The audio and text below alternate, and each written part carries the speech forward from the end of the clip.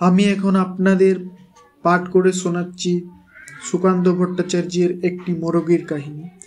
একটি মোরগ হঠাৎ আশ্রয় পেয়ে গেল বিরাট প্রাসাদের ছোট্ট এক কোণে, ভাঙা প্যাকিং বাক্সের গাদায় আরও 2-3টি মোরগের সঙ্গে। আশ্রয় যদিও মিলল, উপযুক্ত আহার মিলল না। সুতীক্ষ্ণ চিৎকারে প্রতিবাদ জানিয়ে গলা ফাটালো সেই মোরগ। ভোর থেকে সন্ধ্যা পর্যন্ত তবুও সহানুভূতি জানালো সেই বিরাট শক্ত ইমারত।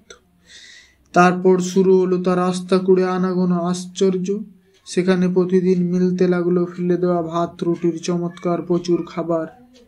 তারপরে এক সময় আস্থা কুড়েও এলে অংশীদার, ময়লা ছেঁড়া নাকড়া পরাত্তি 2-3টে মানুষ। কাজেই দুর্বলতর মোরগের খাবার গেল বন্ধ হয়ে। খাবার খাবার খানিকটা খাবার। অসহায় মোরগ খাবারের সন্ধানে বারবার চেষ্টা করলো প্রাসাদে ঢুকতে। প্রত্যেকবারই তাড়া খেলো প্রচণ্ড। ছোট্ট মোরগ ঘাড় উঁচু করে স্বপ্ন দেখে প্রাসাদের ভেতর রাশি রাশি খাবার। তারপর সত্যি সে একদিন প্রাসাদে ঢুকতে পেল।